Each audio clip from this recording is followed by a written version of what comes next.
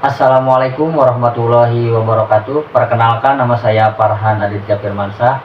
Saya dari Universitas Sindang Kasih Majalengka, Prodi Pendidikan Bahasa dan Sastra Indonesia. Perkenalkan juga, di samping saya ada Kang Miftah. Beliau adalah seorang pelatih paskibra yang sering berbicara di depan umum. Langsung saja Kang ke pertanyaannya. Apa saja dasar yang perlu dikuasai dalam public speaking? Sebelum ke dasar-dasar, perlu kita garis bawahi bahwa public speaking itu adalah berbicara di depan umum. Sehingga dalam teori yang saya ketahui, di dalam paskibra sendiri itu diajarkan public speaking, di mana teori tersebut berbunyi public speaking adalah berbicara di depan umum dan pembicaranya itu dimengerti audiens. Sehingga dasar-dasar yang perlu kita ketahui dalam berpublic speaking yaitu kita harus tahu kita mau bicara apa di depan umum, serta kita harus juga tahu kondisi audiens ketika kita berbicara dapat dipahami atau tidak pembicaraan kita, sehingga public speaking tersebut menghasilkan sebuah bahasanya itu sebuah hasil. Kita tidak berbicara di depan umum hanya sekedar berbicara tanpa audiens mengerti, sehingga kalau berbicaraan kita dimengerti audiens, sehingga public speaking itu substansi public speaking itu dapat. Mungkin itu kalau dari dasar-dasar. Bagaimana langkah-langkah yang harus dilakukan sebelum tampil di depan audiens? Berbicara dari pengalaman maupun pengalaman teman-teman, setiap public speaking awal itu pasti gugup, ragu, sehingga mau bagaimanapun kalau kita mau public speaking itu harus ada latihan persiapan, terkecuali kita sudah mahir dalam public speaking maupun kita sudah mahir dalam berbicara komunikasi dengan di depan orang lain gitu.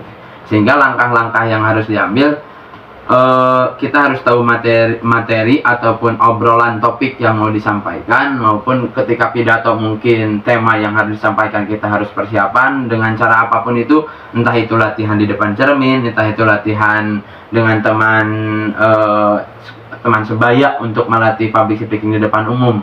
Sehingga ya langkah-langkah yang paling signifikan adalah berbicara di depan umum, melatih berbicara di depan umum, yaitu melatih dulu berbicara diri sendiri gitu. Pertama kali akan public speaking ada rasa gugup gak? Jelas, public speaking pertama gugup, ragu, takut. Kita bicaranya takut disalahin orang lain, takut bicaranya kita belibet ya. Sebuah hal yang wajar bahwa kalau kita sedang belajar public speaking, rasa ragu itu selalu ada. Nah, cara mengatasinya kan gimana? Kalau berbicara dari pengalaman, rasa ragu hilang itu tumbuh dari pengalaman yang dievaluasi. Sehingga ketika public speaking sekarang nih, kurangnya apa, terus keluhan dari audiens apa, sehingga kita mengevaluasi cara berbicara kita, mengevaluasi materi-materi ataupun tema-tema ataupun bicara-bicara kita, dan tata bahasa kita ditata, sehingga rasa ragu itu hilang tersendiri karena sebuah pengalaman. Bagaimana cara menjaga kontak mata dan ekspresi tubuh yang baik saat berbicara? Sebenarnya menjaga kontak mata ataupun tubuh itu tergantung tujuan kita menyampaikan substansi dari isi dari pembicaraan public speaking yang dilaksanakan. Karena kontak mata itu berhubungan dengan kefokusan. Sering kita menghadapi sebuah kondisi di mana kita melihat melihat seseorang yang tidak memerhatikan kita, sehingga ada suasana hati yang berubah, ataupun ada seseorang yang melihat kita dengan mata yang tidak jelas, sehingga orang ini gak mengerti ya. Yang harusnya kita fokus pada substansi apa yang kita bicarakan, malah jadi fokus kepada reaksi audiens. Sehingga dasarnya untuk menjaga kontak mata, fokuskan, cari hal-hal yang membuat kita fokus. Entah audiens jika melihat audiens bisa membuat fokus kita berbicara public speaking, maka lihat audiens. Jika fokus pada gestur tubuh, melihat ekspresi tubuh sehingga membantu kita melancar ekspresi, maka gunakan ekspresi tubuh. Seberapa penting intonasi dan artikulasi dalam public speaking, Kang? Intonasi dan artikulasi Sebenarnya intonasi dan artikulasi udah satu paket kebutuhan dari public speaking, karena tujuan dari public speaking itu adalah dimengerti audien. Kalau kita suaranya rendah tapi audien membutuhkan suara tinggi, maka public speaking itu tidak akan komunikasi antar pembicara dan audien itu tidak terbentuk ataupun tidak membuahkan gitu.